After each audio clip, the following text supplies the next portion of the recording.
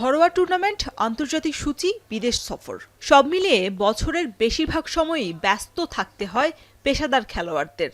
প্রিয়জন আর পরিবার থেকে দূরে থাকায় একসঙ্গে সময় কাটানোর তাড়না থাকে তাদের।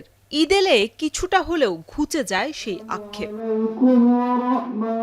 ক্রিকেটার মুশফিকুর রহিম দেশে থাকলেই ছুটে যান নিজ জন্মভূমি বগুড়াতে। এবারও ব্যতিক্রম হয়নি। ঈদের দিন পরিবারসহ এলাকাবাসীর সাথে একই কাতারে নামাজ আদায় করেন মিস্টার ডিপেন্ডেবল খ্যাত মুশফিকুর রহিম। আমি মনে করি শহীদ চান্দু স্টেডিয়ামের উইকেট যদি বলেন বাংলাদেশে one of the best wicket. তো আমি মনে করি এরকম ভালো উইকেট অবশ্যই খেলা হওয়া উচিত এবং আমি আশা করছি যে এখন সংস্কারের কাজ অলরেডি শুরু হয়ে গেছে। আমি মনে করছি ইনশাল্লাহ ইন্টারন্যাশনাল খেলা হওয়ার জন্য যেটা ন্যূনতম ফ্যাসিলিটিস দরকার সেটা যদি হয়ে যায় ইনশাল্লাহ তাহলে অবশ্যই আবার নেক্সট টাইম আবার ইন্টারন্যাশনাল খেলা চালু হবে। এদিকে ঢাকায় নিজ পরিবারের সঙ্গে ঈদ উদযাপন করেছেন তাসকিন আহমেদ। সবাইকে ঈদের শুভেচ্ছা জানানোর পাশাপাশি আসন্ন অস্ট্রেলিয়া সিরিজ চ্যালেঞ্জিং বলে নিজেদের সামর্থ্যের ওপর আস্থা রাখার কথা জানিয়েছেন গতির এই তারকা।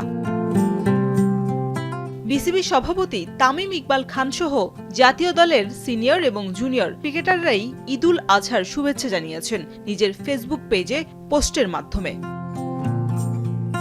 পুরুষ ক্রিকেটাররা অবসর সময় কাটালেও টি-20 বিশ্বকাপে মাঠে নামার অপেক্ষায় থাকা নারী খেলোয়াড়রা আছেন ইংল্যান্ডে।